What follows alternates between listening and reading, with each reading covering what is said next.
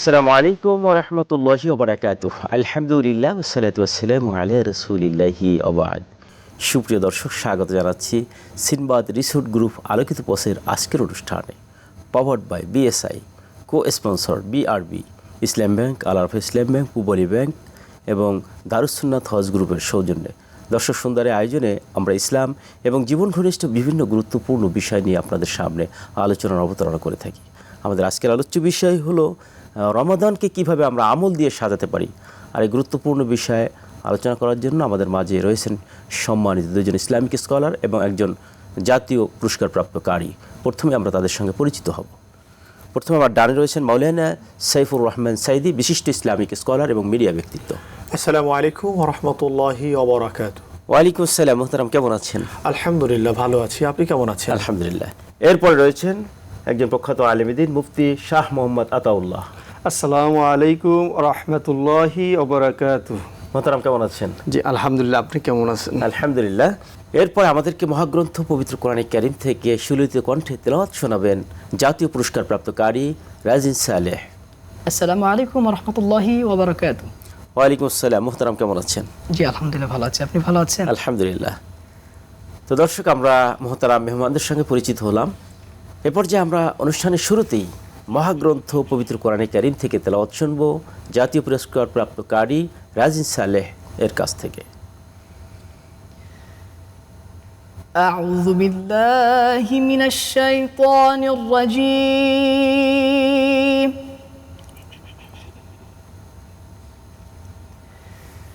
বিসমিল্লাহির রাহমানির রাহিম।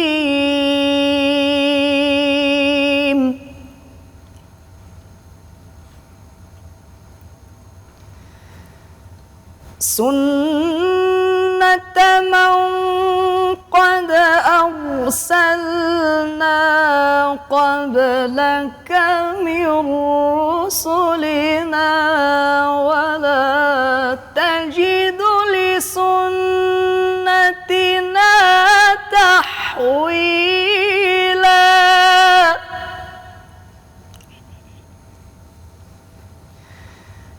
أقم الصلاة لدلوك الشمس إلى غسق الليل وقرآن الفجر إن قرآن الفجر كان مشهودا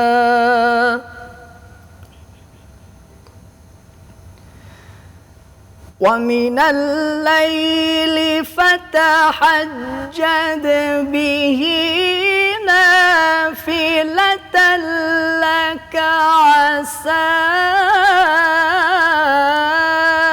أن يبعثك ربك مقاما محمودا. الله أكبر.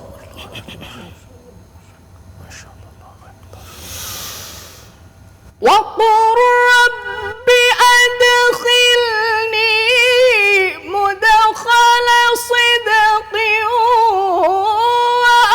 وأخرجني مخرج صدق واجعل لي من لدنك سلطانا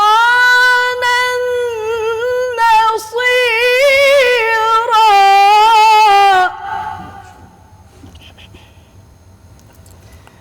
وقل جاء الحق وزهق الباطل إن الباطل كان زهوقا. صدق الله العظيم.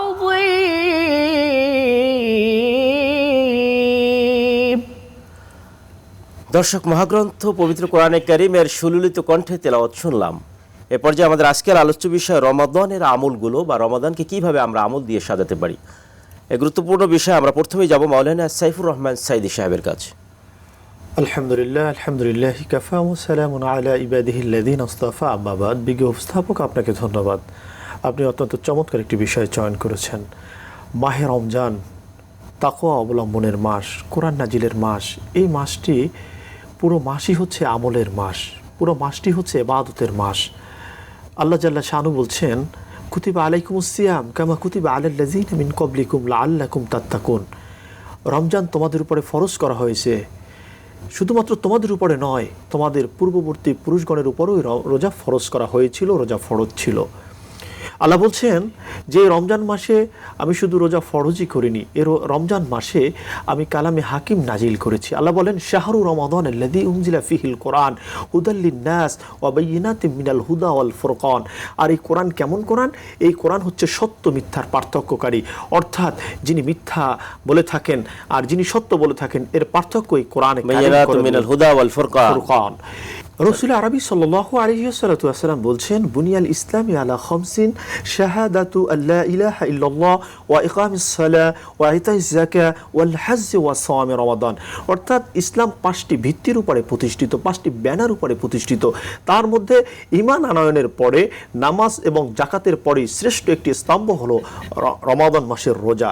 এই রোজার মাসটা এত বড় নিয়ামতপূর্ণ যে আল্লাহ রসুল সাল্লাল্লাহু আলাইহি ওয়াসাল্লাম রমজানের পূর্বে শাবানের শেষের দশকে সাহাবায়ে কেরাম রিদওয়ানুল্লাহি তাআলা আলাইহিম আজমাইনকে লক্ষ্য করে বলতেন যে আল্লাহ রাব্বুল আলামিন তোমাদেরকে এমন একটি মাস দান করেছে, তোমরা কি জানো এই মাসটি কোন মাস? এই মাসটি হচ্ছে কোরআন নাজিলের মাস। এই মাসে রয়েছে লাইলাতুল কদর। মহতারাম, আপনি চমৎকার করে আলোচনা শোনাচ্ছিলেন। দর্শক, আলোচনার পর্যায়ে সময় হলো একটি বিরতির। ফিরছি একটু পরেই, ততক্ষণ আমাদের সঙ্গেই থাকুন।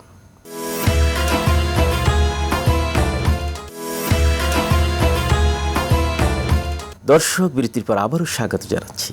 আর আপনারা দেখছেন সিনবাদ রিসোর্ট গ্রুপ আলোকিত পথের আজকের পর্ব, powered by BSI, co sponsor BRB, Islam bank, Al Arafah Islam bank, Pubali bank, Dogma hospital এবং দারুস সুন্নাত হজ ও ওমরা গ্রুপের সৌজন্যে।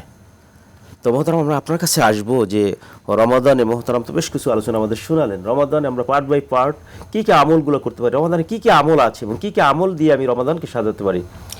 ধন্যবাদ বিজ্ঞ উপস্থাপক একটি সুন্দর প্রশ্ন করার জন্য। এখানে যারা দর্শক শ্রোতা রয়েছেন তাদেরকেও মাহে রমজানের পবিত্র মোবারকবাদ জানাই। আসসালামু আলাইকুম রহমতুল্লাহ। তো এই রমজান মাসে আসলে পুরোটা মাসই নাজাত, রহমত, মাগফিরাতের মাস। এই মাসে আসলে আমরা অনেক ইবাদত বন্দেগী আমরা করতে পারি। তা রাসূল আকরাম সাল্লাল্লাহু আলাইহি ওয়াসাল্লাম তার জীবদ্দশায় তিনি কিন্তু সারা বছরের রুটিন ছিল, তিনি তাড়াতাড়ি রাতে ঘুমিয়ে যেতেন এবং গভীর রাতে উঠে কিয়ামুল লাইল করতেন। এমন সময় দেখা যেত যে হুজুর আকরাম সাল্লাল্লাহু আলাইহি ওয়াসাল্লাম পা মোবারক ফুলে যেত, অথবা নামাজ পড়তেন, কোরআন তেলাওয়াত করতেন এবং তওবা ইস্তিগফার করতেন। হুজুর আকরাম সাল্লাল্লাহু আলাইহি ওয়াসাল্লাম কিন্তু দৈনিক 100 বারের বেশি তওবা ইস্তিগফার করতেন। এবং আমরা তওবা ইস্তিগফার করতে পারি, তারপরে তওবা করতে পারি। যেমন আল্লাহ পাক রব্বুল আলামিন বলেন, তুবু ইলাল্লাহি তাওবাতান নসুহা আসা রাব্বুকুম আইয়ুকাফিরকুম আন সাইয়্যাতিকুম। যে হুজুর আকরাম যেমন যে তোমরা তওবা করো এবং তওবা খাস দিলে তওবা করো, তওবা করার মাধ্যমে তোমরা তাকওয়া অর্জন করতে পারবে এবং খোদাবিধি অর্জন করতে পারবে। যে এমনিভাবে আমরা রমজানের মাস আমরা তারাবির সালাত আদায় করব। তারাবির সালাতটা কিন্তু প্রাথমিক পর্যায়ে কিন্তু বিক্ষিপ্ত অবস্থায় ছিল। হুজুর আকরাম সাল্লাল্লাহু আলাইহি সাল্লাম জীবদ্দশায় মাত্র 3 দিন কিন্তু তারা জামাতের সহিত তারাবির সালাত আদায় করেছেন। এর পরবর্তীতে ওমর ফারুক রাদিয়াল্লাহু তাআলা আনহু তিনি কিন্তু জামাতের সহিত এই সালাতটা আদায় করেছেন। এই জামাতের সহিত সালাত আদায় করাটা সুন্নতে মুআক্কাদা হানাফি মাযহাবের অনুযায়ী। সুতরাং আমরা এই রমজান মাসে তারাবির নামাজটা আমরা সুন্নাত এই আদায় করব এবং কোরআন তেলাওয়াত করব এবং সম্পূর্ণ ইবাদত বন্দেগীর মাধ্যমে কাটাবো। যেমন আমরা যে যখন খানা খাওয়ার শুরুতে আমরা বিসমিল্লাহ বললাম, আবার উপরে ওঠার সময় আল্লাহু আকবার আল্লাহু আকবার, এভাবে আল্লাহ তাআলাকে স্মরণ করলাম সব সময়। মসজিদে ঢুকলাম আল্লাহুম্মা আফতাহ লি আবওয়াবা রাহমাতিক, এভাবে আমরা যেখানেই যাই আল্লাহ তাআলাকে স্মরণ করার মাধ্যমে আমরা কিন্তু এভাবে পুরো রমজান আমরা কাটাতে পারি। রাতে পাঠ বাই পাঠ যদি আপনি বলতেন, তারাবির নামাজ এবং তারাবির নামাজ শেষে আমরা অতি তাড়াতাড়ি আমরা ঘুমিয়ে যাব। হুজুর আকরাম সাল্লাল্লাহু আলাইহি সাল্লামের আদর্শ অনুযায়ী তিনি কিন্তু তাড়াতাড়ি ঘুমিয়ে যেতেন, তারপর আবার তাড়াতাড়ি উঠতেন, তাড়াতাড়ি উঠে কিন্তু কিয়ামুল লাইল করতেন, কিয়ামুল লাইল তাহাজ্জুদ গুজারি করতেন, তাহাজ্জুদ গুজারি করে ওখানেই আবার কিন্তু হুজুর আকরাম সাল্লাল্লাহু আলাইহি সাল্লাম মুসাল্লায় বসে থাকতেন। বসে থেকে ফজরে যখন সালাত যে হাইয়া আলাস সালাহ বলতো তখন সাহারি গ্রহণ করতেন, সাহারি গ্রহণ করে তখন আবার ফজরের নামাজ আদায় করতো এবং ফজরের নামাজ পড়ে কিন্তু আবার ওই মুসাল্লায় তাসবিহ পড়তেন, তাসবিহ জিকির আজকার করতেন, কোরআন কারীম তেলাওয়াত করতেন। যখন আবার সূর্য উদিত হতো তখন কিন্তু আবার ইশরাকের সালাত আদায় করে, ইশরাকের সালাত আদায় করে তিনি মুসাল্লা ত্যাগ করেন। আলহামদুলিল্লাহ, আপনি চমৎকার করে বলছিলেন। আমরা আপনার কাছে এখান থেকে আসবো যে এরপরে কি কি আর আমল করতে পারি আমরা। রহমাতুল্লিল আলামিন সরওয়ারে কায়নাত দো জাহানের বাদশাহ রহমাতুল্লিল আলামিন বলছেন, মান সামা রমাদান ঈমানান ওয়া ইহতিসাবান গফিরা লাহু মা তাকদ্দামা মিন জামবি।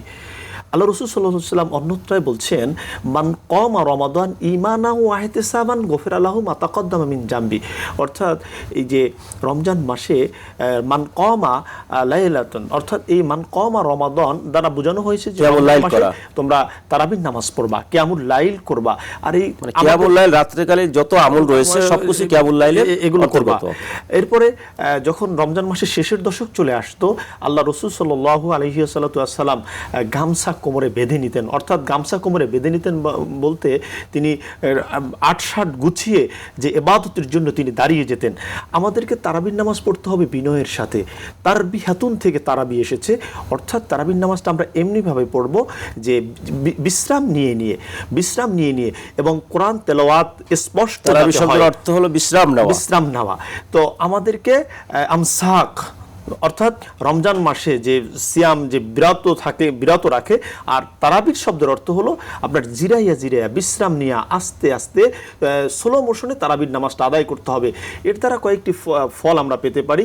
যেমন রমজান মাসে আমি যখন তারাবির নামাজ পড়লাম, আমি এমনিতে কোরআন শরীফ তেলাওয়াত করতে পারি না, আমার তেলাওয়াতে ভুল রয়েছে।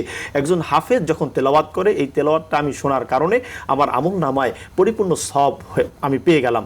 যেমন আল্লাহ রাসূল সাল্লাল্লাহু আলাইহি ওয়াসাল্লাম বলছেন যে তোমরা যদি রমজান মাসে একটি ফরজ ইবাদত করো, অন্য মাসে ৭০টি ফরজ ইবাদত করলে যে সওয়াব হবে সেই সওয়াব তুমি পেয়ে যাবা। অন্যত্র আল্লাহ রাসূল বলছেন যে শুধু ৭০টি নয়, ৭০ থেকে ৭০০ গুণ পর্যন্ত আল্লাহ রাব্বুল আলামিন তোমার আমল বাড়িয়ে দিবে। এরপরে যদি তোমার নিয়াত ভালো হয়, তোমার যদি খুলুসিয়াত ভালো হয়, বিগয়রি হিসাব, আল্লাহ কত দিবেন আল্লাহু আলাম, আল্লাহই ভালো জানেন। এরপরে এই রমজান মাসে আমরা বেশি বেশি দুরূদ শরীফ পড়ব, এই রমজান মাসে আমরা বেশি বেশি ইস্তেগফার করব, এই রমজান মাসে আমরা বেশি বেশি কোরআন তেলাওয়াত করব। রমাদানের যে গুরুত্বপূর্ণ দুটি আমল, বিশেষ করে সাহারি এবং ইফতার সম্পর্কে যদি বলতেন। জি মুহতারাম, আমি এই ব্যাপারে আপনাকে বলবো যে আল্লাহ রাসূল সাল্লাল্লাহু আলাইহি ওয়াসাল্লাম বলছেন, তাসাহহারু ফাইন্না ফি সুহরি বারাকা, তোমরা সাহারি গ্রহণ করো, সাহারির মধ্যে রয়েছে তোমাদের জন্য বরাকা।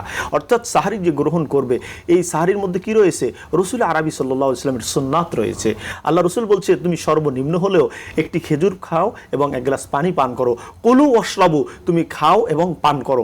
অর্থাৎ আল্লাহ নবী এই জন্যই বললেন যে মানুষ যখন খাবার গ্রহণ করে তখন শারীরিক সক্ষমতা থাকে, মানুষের শরীর সুস্থ থাকে, আর মানুষের শরীর যখন সুস্থ থাকে তখন মানুষ ইবাদত করতে পারে। চমৎকার বলছিলেন মোহতারাম। আমরা আপনার কাছে আসবো যে আমরা অন্যান্য যে আমলগুলো রয়েছে, বিশেষ করে ইফতার বর্ণনা আমল যদি বলতেন। ইফতার এটি আমাদের জন্য একটি গুরুত্বপূর্ণ একটি বিষয়। দেখুন, মুমিন বান্দাদের জন্য একটি আনন্দ মুহূর্ত ইফতারি। এই ইফতারি আমরা নিজেরা করব এবং সেটা গরিব দুঃখীদের যে তারা যে অনাহারে থাকলে যেভাবে তারা ক্ষুধার্ত তৃষ্ণার্ত, এটা বোঝা যায় ইফতারির পূর্ব মুহূর্তে। সুতরাং আমরা নিজেরা এই ইফতারিটা করব এবং রাসূলের সুন্নাত অনুযায়ী আমরা একটি খাজুর দ্বারা ইফতারি করতে পারি, বা আমরা এই ইফতারির সময় গরিব দুঃখীর মাঝে কিছু সাহারি বন্টন করতে পারি। মোহতারাম, আপনি চমৎকার করে আলোচনা শোনাচ্ছিলেন আমাদেরকে। আপনাদের উভয়কেই এবং কারি সাহেবের তেলাওয়াতের জন্য আপনাদের সকলকে মোবারকবাদ জানাচ্ছি।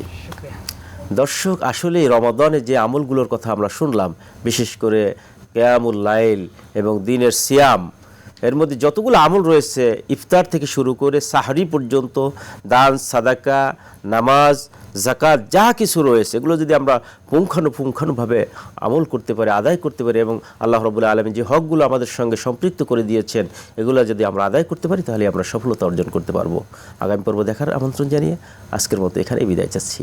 হাদা মা ইনদি ওয়াল ইলমু ইনদাল্লাহ আলাইহি তাওয়াক্কালতু ওয়া ইলাইহি উনীব। আসসালামু আলাইকুম ওয়া রাহমাতুল্লাহি ওয়া বারাকাতুহু।